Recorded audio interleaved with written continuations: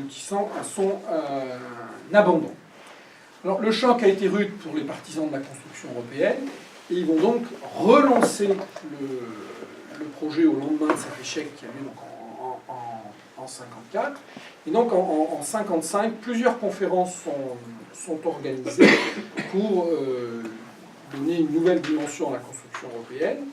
Les Anglais sont à nouveau invités, surtout que cette fois-ci on ne parle plus de défense, c'est uniquement d'aspect économique. Et dans ces travaux-là, on va aboutir à 3 traités, les 3 traités de Rome qui sont signés le 25 mars 1957. Et ces 3 traités sont signés encore une fois par les mêmes 6. Les Anglais vont donc vivre un Brexit 3, un Brexit 4, un Brexit 5, en refusant la signature des 3 traités en question. Ils vont même aller plus loin.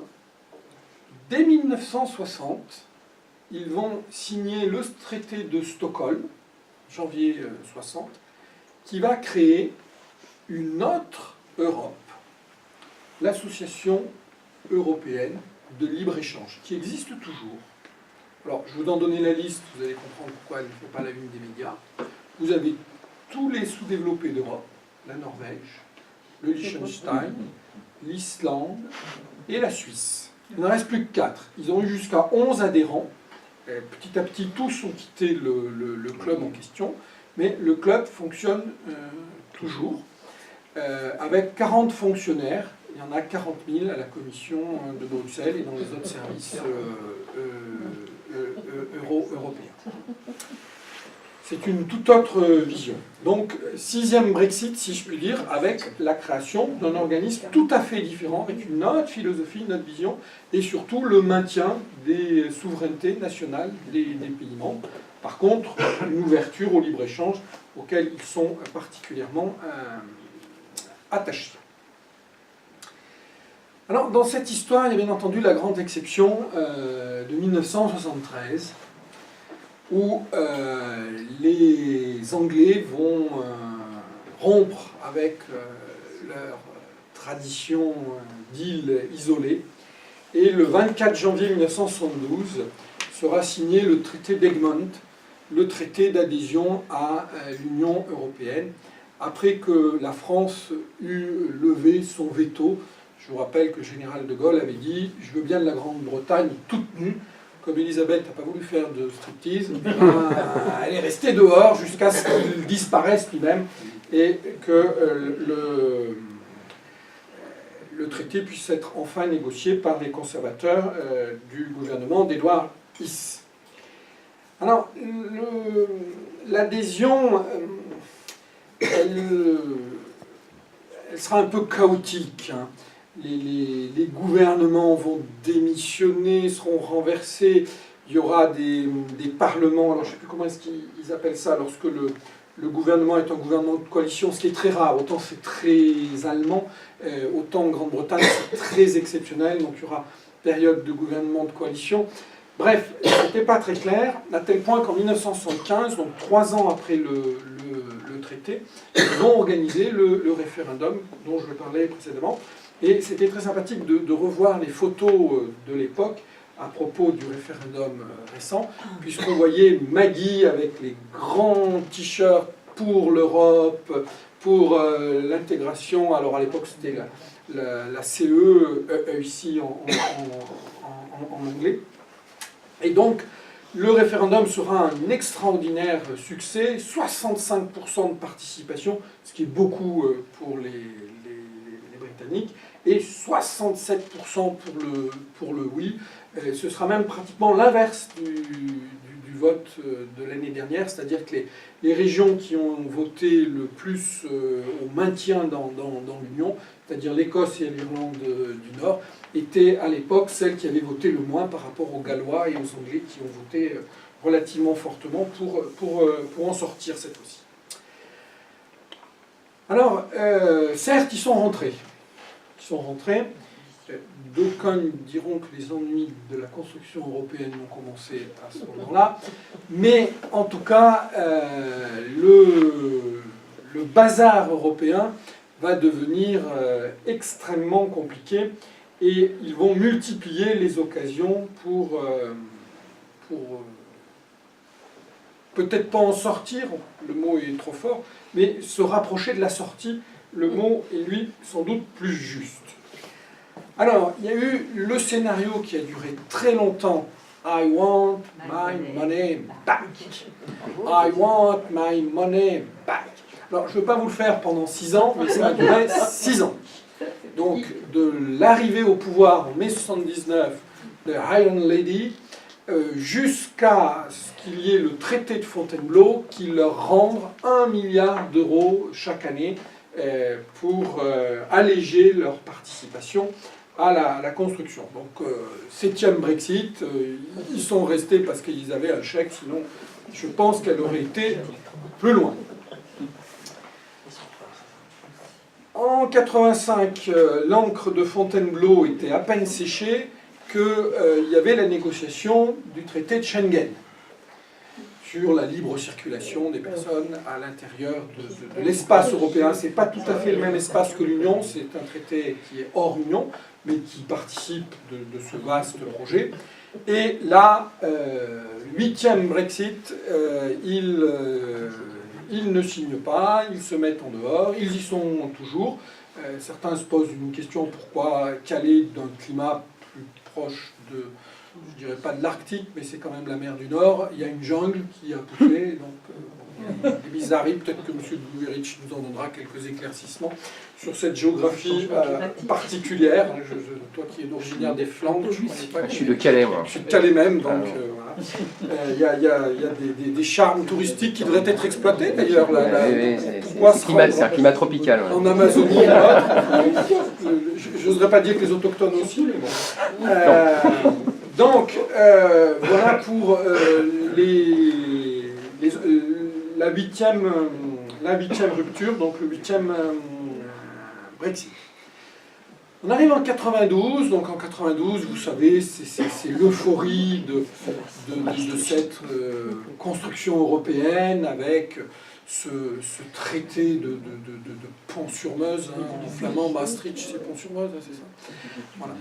Tricht, le pont, et Maas, la Meuse, Pont-sur-Meuse, le fameux traité de Pont-sur-Meuse, donc traité de Maastricht, qui va donc donner enfin quelque chose de commun à tous ces Européens, une monnaie, c'est là où on voit les vraies valeurs de ce projet d'union.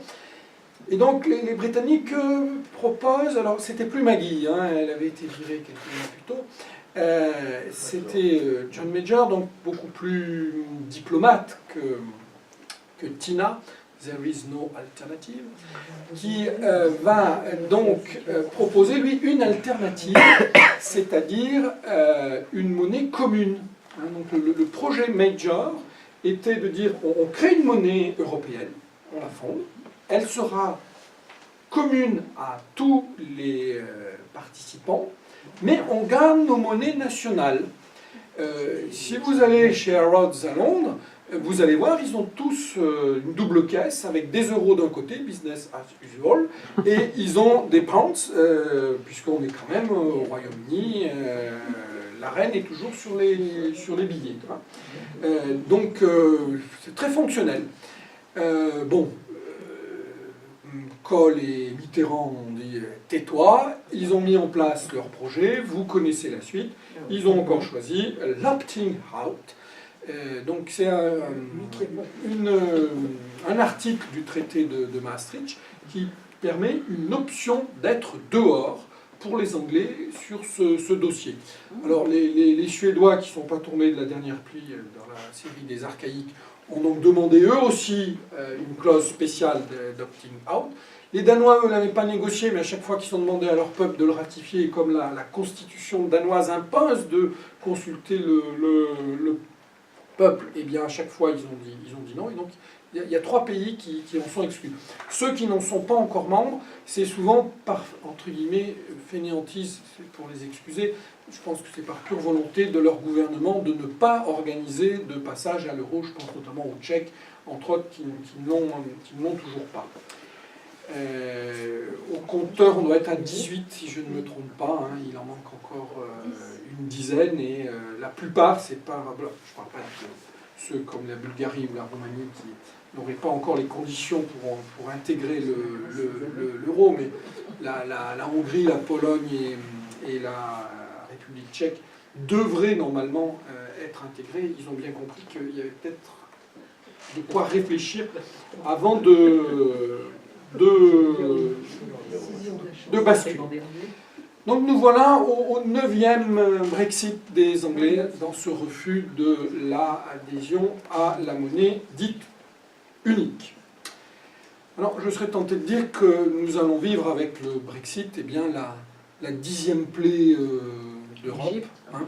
Voilà, je vais rester en Europe pour l'instant, mais en principe c'est annonciateur d'une fuite, alors peut-être pas hors d'Égypte, mais en tout cas hors de l'Union. Quelles conséquences donc pour cette union? Alors, quand j'ai commencé à préparer cela, je suis parti dans tous les sens, donc j'ai dit non, ça va, ils vont se lasser, donc je vais essayer de recentrer sur quelques points, plus ou moins les plus importants, parce que la liste est massive et c'est difficilement mesurable, même si ce n'est pas forcément aussi catastrophique qu'on peut le penser. Donc j'ai amené quelques documents, donc je pense que je n'ai pas besoin de traduire. Hein. Donc c'est au lendemain du référendum, donc le spectateur dans panique, un Optimist Guide to Brexit, hein, donc avec plein de conseils pour essayer de rassurer, parce que c'est bien entendu la catastrophe. Alors, je dirais que l'ampleur de la catastrophe est surtout proportionnelle pour beaucoup à la surprise, à l'incompréhension, à l'absence de lecture que j'ai essayé de faire relativement simplement des principales dates du couple britannico-européen. Et franchement, c'est pas une vraie surprise. Alors, on va commencer par ce qui fait mal. On va parler finances. Donc, il y aura des conséquences financières, car les Britanniques sont les premiers contributeurs au budget européen. Alors, les Allemands sont devant, et je rappelle que les Allemands sont quand même un peu plus nombreux, et les Allemands sont aussi ceux qui reçoivent de manière relativement importante. Hein. On parlait de l'agriculture et de sauver l'agriculture. Les agriculteurs allemands ne sont pas sauvés. Hein. Ils ont profité pleinement de cette politique agricole commune. Donc si on met à part ces quelques particularités allemandes, les Britanniques sont, notamment par rapport au ratio de PIB par habitant, les premiers contributeurs au budget européen. Ce qui veut dire que le budget européen, à l'heure où il a intégré un grand nombre de pays très très développés, les Bulgares, les Roumains, je vais en parler, les Grecs et compagnie, se retrouve en difficulté, et d'autant plus qu'il a toujours des velléités d'intégrer l'Ukraine, la Moldavie, la Biélorussie, la Serbie, la Macédoine. La légume. Exactement. Et donc, du coup, le souci budgétaire va s'aggraver. C'est-à-dire que les Anglais risquent de quitter cette participation au budget au moment où les choix politiques, les réorientations, notamment vers l'agriculture, viennent de provoquer les conséquences que l'on sait, sans qu'on ait les ressources de pouvoir recréer une politique de soutien ou de maintien d'une agriculture. Donc c'est un des thèmes qui est très peu travaillé, mais on ne pourra pas compenser les 10 milliards d'euros environ, même malgré le fait qu'on leur renvoie 1 milliard, de contribution au budget de la dispendieuse Union européenne. C'est une des principales raisons de leur sortie, hein, c'est qu'ils avaient l'habitude de faire des gros chèques à l'Union et de recevoir relativement peu. L'agriculture est très faible dans leur PIB, hein, c'est 2% du PIB britannique. c'est pas elle qui était énormément bénéficiaire. C'était plutôt les zones urbaines, les villes en rénovation, les villes industrielles minières qui bénéficiaient du soutien du budget européen. Donc, une crise budgétaire annoncée pour l'Union. Restons dans le secteur économique, sur le plan de l'emploi. Sur le plan de l'emploi, la Grande-Bretagne est le premier acteur de la réduction du chômage français, polonais, irlandais à une époque, etc. C'est le pays d'Europe qui a créé pour ses voisins et membres le plus de jobs. Et c'est loin d'être marginal. Alors, je ne sais pas si M. Piolle avait maintenu le bureau qu'avait mis en place M. Destau, d'aide à trouver un emploi pour les jeunes Grenoblois en Grande-Bretagne. Il y avait une petite antenne de la mairie de Grenoble qui distribuait des adresses, qui distribuait des pistes de jobs en Grande-Bretagne. Donc, un des deuxièmes objectifs de ceux qui ont voté contre, et précisément là-dessus, c'est de limiter l'accès à leur marché. C'est un des enjeux terribles du débat qui va avoir lieu au niveau du détricotage des accords qu'il y a, parce que, un peu comme les Suisses contrôlent énormément leur marché de l'emploi, eh bien, les Britanniques vont sans doute s'inspirer du bureau de contrôle de la population mis en place par le ministère du Travail suisse, qui ne permet d'accepter un étranger dans un poste à pourvoir que si l'entreprise suisse a démontré qu'il n'y avait pas de Suisse disponible pour occuper le poste en question. Donc, le chômage britannique risque de ne pas en être affecté. Par contre, les différents taux de chômage européens le seront sans doute, puisque c'était une sacrée bouée pour nos taux de chômage à 2 chiffres, alors que les Anglais sont toujours restés en dessous. Alors, il y a une autre grande question qui anime les cénacles économiques. Que vont devenir les sièges des firmes multinationales? Donc vous avez sans doute entendu les déclarations des grands dirigeants économiques japonais qui avaient souvent choisi la Grande-Bretagne parce qu'elle était membre de l'Union européenne pour installer leurs succursales, pour installer les usines délocalisées. Nissan est principalement installé en Grande-Bretagne pour fournir le continent européen. Et donc il y a des annonces, des risques de déménagement de ces sièges. Alors en tout cas, ça alimente un peu la panique. Hein. Ça alimente aussi les envies. Donc j'ai adoré ce titre du Monde qui est très révélateur. La danse du ventre de Paris pour séduire les exilés du Brexit. La danse du ventre, c'est quand même assez révélateur des souhaits et des envies de récupérer les sièges sociaux. Alors, il faut relativiser le phénomène.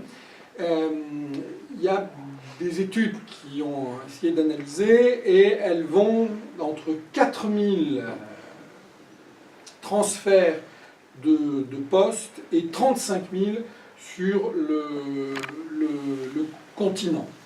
35 000, ça représenterait 10% des emplois de la City, des emplois dans les cercles financiers. Alors certes, c'est pas négligeable, c'est le premier secteur d'emploi en Grande-Bretagne, le business purement financier, et ils peuvent tout à fait absorber une bonne crise des subprimes qu'il y a eu en 2008. Ça a été plus de 10% de chute de l'emploi sur place. Donc le chiffre n'est pas très important. Les atouts essentiels de la Grande-Bretagne resteront, les atouts de la place de Londres resteront. Elle était déjà, alors là par contre elle risque de perdre sa pole position, la première place financière de l'euro. Hein, ça c'est le grand art, on n'accepte pas la monnaie, mais on s'arrange pour en être l'arbitragiste, l'intermédiaire. C'est dans les gènes de la nation, chaque pays a ses fondements, ses caractéristiques.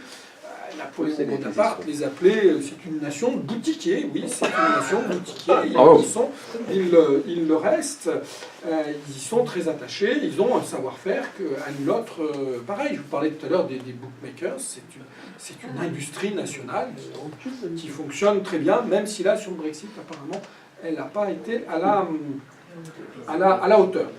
En tout cas, les places européennes se lèchent les babines, Francfort, Amsterdam, Paris, rêve, je vous en ai donné un petit aperçu.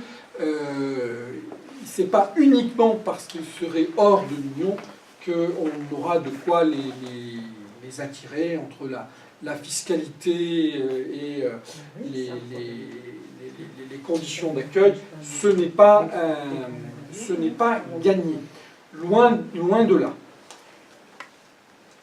Conséquences commerciales. Alors, c'est sans doute l'impact qui, lui, sera le plus massif, puisque depuis la mise en place du marché commun, depuis l'intégration du marché commun, donc, qui est intervenue en 1968, eh bien, tous les accords commerciaux ne sont plus négociés par les États membres de l'Union, mais par l'Union au nom des États membres. C'est-à-dire qu'au sein de l'OMC, l'Organisation mondiale du commerce, la France n'a pas d'ambassadeur, alors que l'île Maurice a un ambassadeur, que le Bénin a un ambassadeur, que la Moldavie a un ambassadeur, etc. Et un droit de veto. À chaque négociation multilatérale, chaque État membre peut bloquer. Il y a 154 adhérents, quelque chose comme ça à l'heure actuelle. Chaque adhérent peut bloquer la décision. Mais les 28 négocient en groupe et ensuite ils envoient leur commissaire chargé de ces négociations négocier au nom du groupe. Donc là-dessus, les Anglais vont retrouver leur souveraineté à une heure qui est relativement stratégique, puisqu'on s'aperçoit que le multilatéralisme est en panne, hein, il n'arrive plus à progresser, et qu'on en passe aux accords bilatéraux. Hein, le CETA, dont la presse nous a parlé récemment, donc l'accord de libre-échange avec le Canada, c'est un accord bilatéral. C'est le Canada tout seul qui négocie avec l'Union européenne toute seule, puisque c'est son statut, un accord sans passer par l'OMC pour libérer les échanges. Et donc ceci, c'est la grande tendance. Les accords bilatéraux se multiplient. La Corée du Sud en a signé 6 ou 7, le Chili en est à peu près au même compteur, le Maroc s'est bien débrouillé aussi, et puis nous, on est bloqué puisqu'on est au sein d'un système doublement multilatéral, donc doublement source de blocage. Il suffit qu'un parlement wallon décide de bloquer pour que la machine se grippe. Donc les Anglais sortent au moment où ils vont pouvoir retrouver leur souveraineté et donc leur pouvoir de négociation directe avec l'OMC ou, vraisemblablement, multiplier les accords bilatéraux. Donc ce qui est un blocage aujourd'hui pour l'extension des accords commerciaux va devenir sans doute chez eux un atout pour ouvrir des frontières, ouvrir des marchés, développer des échanges sans passer par les machins Union européenne ou OMC. Alors, toujours sur le plan commercial, logiquement, on va rétablir les douanes.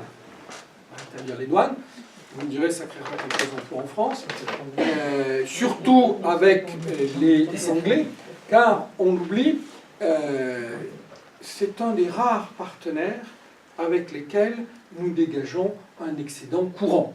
Hein, nous sommes déficitaires avec les Allemands, avec les Saoudiens, avec les Américains, avec les Japonais, les Chinois, on n'en parle même pas. Heureusement qu'il y a Hong Kong qui nous fait croire qu'on n'est pas aussi déficitaire que ça. Donc bref, on est déficitaire avec quasi tout le monde. Heureusement que c'est noyé dans l'euro pour que les statistiques ne le laissent pas apparaître, parce que ça ferait un énième déficit. Et on a quelques excédents, oui, avec les Anglais. Tant que le réchauffement climatique nous permettra encore d'avoir une avance sur les vignobles anglais, on est tranquille. Le jour où les vignobles anglais se rapprochent de nous, on sera peut-être plus excédentaire. Bien, c'est une petite parenthèse ex-guerre de 100 ans. Vous savez qu'on a gagné la guerre de 100 ans grâce au Bordeaux. Hein, les Anglais se sont enivrés lors de la dernière bataille, et comme ça, on a pu... Ils savaient qu'ils n'allait plus y avoir accès, donc ils se sont dépêchés, et on a pu remporter la bataille. Enfin, c'est la légende qui le donne. C'est une légende. Donc, alors, du coup, les excédents que nous avons avec les Britanniques, qui nous permettent de compenser partiellement nos nombreux déficits, eh bien, vont se réduire, puisque les taxes douanières vont un petit peu limiter les échanges, et puis la chute de la livre nous rend nettement moins compétitifs outre-Manche, et eux, au contraire, retrouvent des couleurs de compétitivité. Donc, sur le plan commercial, beaucoup de choses vont bouger, les réseaux vont se modifier. Il y a aujourd'hui une partie des ventes qui se font en Grande-Bretagne qui se font à perte, parce que bon, ils avaient des contrats d'importation qui étaient signés, etc.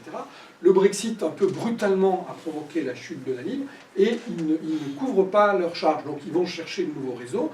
Des réseaux internes vont apparaître. Tout ça ne se fait pas en claquant du doigt. Mais l'impact commercial sera très, très lourd, et au dépend essentiellement de l'Europe et d'un de ses premiers partenaires, c'est-à-dire la France, comme fournisseur. Ils vont aussi retrouver une souveraineté sur les marchés publics. L'Union européenne met en place un principe, encore une fois, alors c'est du multilatéralisme unilatéral, c'est-à-dire qu'on est à plusieurs, mais unilatéralement, on permet aux fournisseurs étrangers d'être dans nos marchés publics ouverts. Donc on a des Subaru pour la police, on a des trains bombardiers pour nous déplacer, etc. Et puis après, on s'aperçoit qu'Alstom est au bord de la catastrophe et qu'on est obligé de vendre des actions de Peugeot à la Chine pour sauver l'entreprise, comme si c'était pas capable de fabriquer l'équivalent des Subaru. Je déborde un petit peu, mais les Britanniques, eux, dans leur démarche de retrouver une souveraineté, ils vont pouvoir recontrôler leur marché public et privilégier les entreprises britanniques. Ce sera autant de marchés que l'on perdra, puisque l'Europe en sera de Toujours pour rester dans les conséquences financières, la livre sterling. Alors, le gouverneur de la... Enfin, plutôt l'ex-gouverneur, parce que les gouverneurs de banque centrale sont en général très timides dans leurs déclarations, parce que chaque mot peut avoir une conséquence qui dépasse ce qu'ils souhaitaient. Donc le prédécesseur a déclaré que le Brexit avait réussi en un jour à faire ce que lui n'avait pas pu réussir en 10 ans. C'est-à-dire permettre à la valeur de la livre de vraiment décrocher pour rendre une super compétitivité, attirer les touristes, redonner du punch à l'économie britannique, alors qu'il avait baissé les taux d'intérêt pour qu'elle s'effondre. Mais comme tout le monde baissait les taux d'intérêt, c'est la loi de la relativité, hein, si tout le monde s'effondre au même moment, vous êtes encore au-dessus si vous étiez parti au départ en étant là.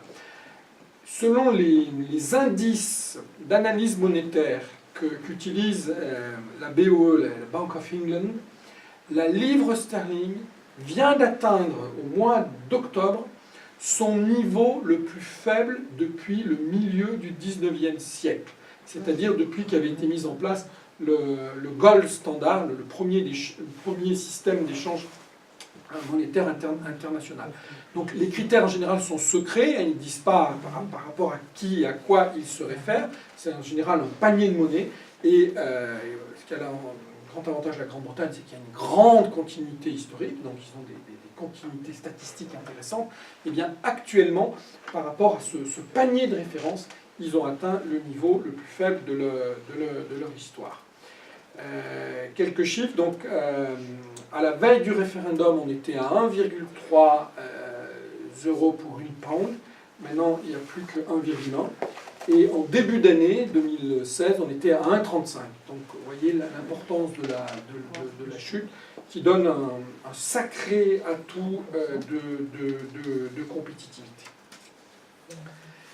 Je précise qu'en loi physique, c'est un peu comme les vases communicants, les monnaies. Quand une baisse, c'est que les autres montent. Et donc l'euro remonte. Il y a une partie de la spéculation qui bascule de l'une à l'autre. Alors il y aura des conséquences diplomatiques. Je vais un peu quitter l'économie. On s'en lasse pas, mais un peu l'économie sur Terre, même si dans ce dossier c'était particulièrement important. Il y aura des conséquences diplomatiques et on peut imaginer qu'ils vont relancer l'AELE. Donc l'AELE, je vous ai donné le club actuellement, il n'est pas très menaçant. L'Islande plus le Liechtenstein, il y a moins d'habitants qu'à Grenoble intramuros. Et la Norvège et la Suisse ne sont pas aussi parmi les plus peuplés du continent.